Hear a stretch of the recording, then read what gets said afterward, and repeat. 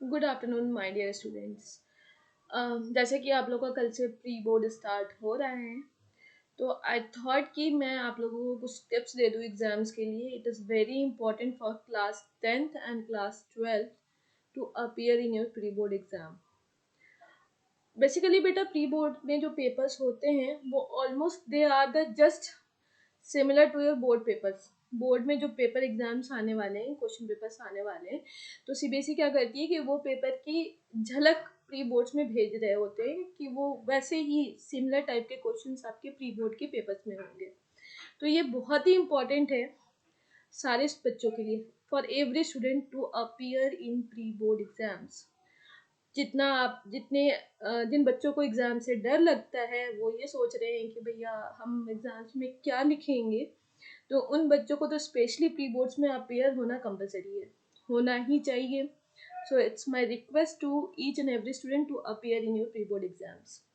Exams में appear होने के बाद आपको वो पेपर मिल रहा होता है।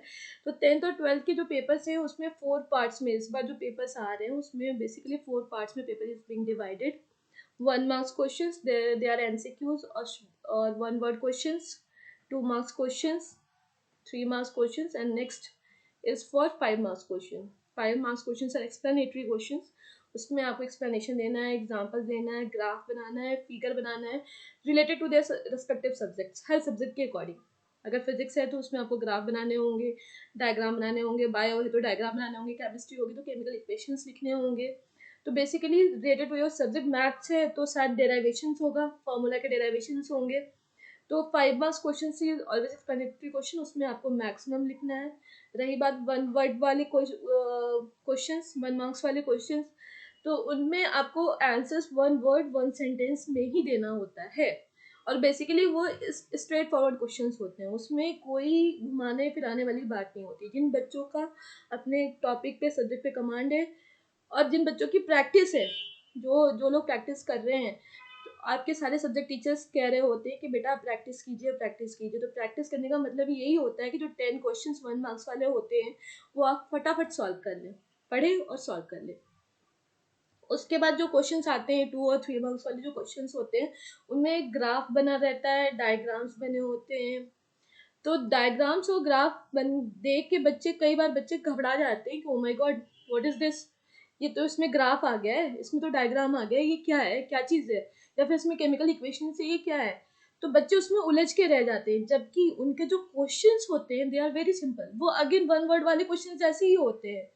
मान लीजिए कि आपका एक पैराग्राफ दिया पड़ा है, और पैराग्राफ के बारे में, पैराग्राफ एज इट इज है और क्वेश्चंस कुछ अलग डिफरेंट, बहुत सिंपल सिंपल क्वेश्चंस होते हैं। जैसे एस्क्रिप्टिव सिस्टम का ही ले लीजिए। अगर आपका लास्ट पेपर जो आपका सेमी प्री बोर्ड हुआ था 10th क्लास में, तो वो एस्क्रिप्टिव सिस्टम का छोटा सा पैराग्राफ दिए थे और पूछा था क्वेश्चन में, how urine is formed, what is the function of ureter.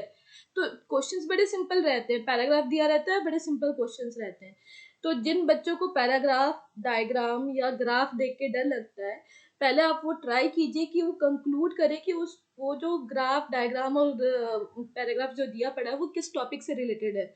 और वो चीज़ पहले एनालाइज करके फिर उस टॉपिक के रिलेटेड ही क्वेश्चंस पूछे जाएंगे। तो आपको उन रिलेटेड टॉपिक से ही क्वेश्चंस के आंसर्स देने हैं। आप पहले अपने दिमाग में बैठा लीजिए, पहले रीड आउट कीजिए, what is this graph, what is this diagram, what is this paragraph. If this paragraph is related to circulatory system, then आप अपने दिमाग में रख लीजिए कि जो क्वेश्चंस आए होंगे वो सर्कुलेटरी सिस्टम के ही होंगे।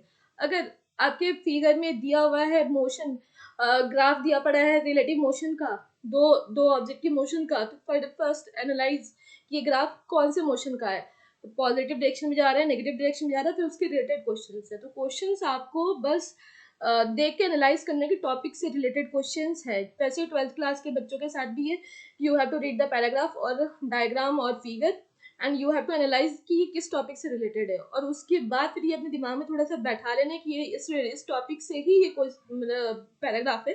तो उसके बाद आप क्वेश्चंस पढ़ेंगे तो आपको क्वेश्चंस बहुत ईजी लगेगा। तो जो स्ट्रैटेजी होती है पेपर बनाने की, वो स्ट्रैटेजी ऐसी होती है कि बच्चा पहले कंफ्यूज हो जाए थोड़ा सा, और उसके बाद जो बच्चे अच्छे से पढ़े होते हैं, उनको पता होता है कि टॉपिक किससे रिलेटेड है, तो वो क्वेश्चन बड़ी इजीली सॉल्व कर लेते हैं। और जो बच्चे नहीं पढ़े होते हैं उनको ऐसा लगता है कि यार ये तो इतना टफ है, ये तो इतना बड़ा डायग्राम दिया पड़ा है, ये तो ग्राफ दिया पड़ा है, अभी हम क्या करें। तो आपको इस चीज़ को अपने माइंड में क्लियर आउट करना होगा 2 मार्क्स और 3 मार्क्स वाले क्वेश्चन में। और जो बच्चे एग्ज़ाम में अपीयर नहीं होते हैं। बेसिकली मैं उन बच्चों को कहूँगी, कुछ बच्चे हैं जो कि एग्ज़ाम से डर के अपीयर ही नहीं होते कि बाद में देखेंगे, अभी अभी नहीं जाएँगे। कभी किसी को फ़ीवर का बहाना, कभी किसी को सर्दी-खाँसी के। तो आप पेपर में, मेरा ये रिक्वेस्ट है उन बच्चों से कि please appear in the exam at least. आप एग्ज़ाम में अपीयर होंगे तो 3 आवर्स आप क्वेश्चन पेपर बैठ के देखेंगे कि क्या दिया हुआ है पेपर में। नहीं दिया हुआ है तो उनके लिए क्या सॉल्यूशन है कि मार का टिक कि ये क्वेश्चंस मुझे नहीं आता है, ये क्वेश्चन मैंने नहीं याद करा है, ये कुछ नहीं, वो क्वेश्चन आप घर पे जाके होमवर्क कीजिए, उसको कॉपी में सॉल्व कीजिए और उसको फिर लर्न आउट कीजिए। वैसे ही वो बच्चे जो पेपर सॉल्व कर रहे हैं, 50-60% प्री बोर्ड के पेपर सॉल्व कर रहे हैं और कुछ क्वेश्चन उनके छूट रहे हैं, तो उन बच्चों से भी मेरा ये रिक्वेस्ट है कि वो भी सेम टाइम एग्जामिनेशन हॉल में अपने क्वेश्चन पेपर पे टिक मार्क कर दे कि मुझे ये क्वेश्चन घर जाके वापस से लर्न करना है। क्योंकि मैंने पहले बताया, all this questions are almost related to the your board exams paper. तो जितने भी आएंगे आपके क्वेश्चन पेपर, आपको जो भी मिलेंगे, तो उस क्वेश्चन पेपर को बहुत सीरियसली लेना है, बहुत सीरियसली पढ़ना है। So it's my request all of you to appear in exam with a positive vibes, with a positive attitude. हर पेपर में आप वैसे ही कीजिए, पेपर में 3 आवर्स जो सॉल्व हो सकता है कोशिश कीजिए उन पेपर को उस टाइम में सॉल्व करें। जो सॉल्व नहीं हो पा रहा है उसको इन सर्कल कर लें ताकि उसे आप घर जाके वापस से लर्न आउट कर सकें। It's very important for you. All the very best for your exams.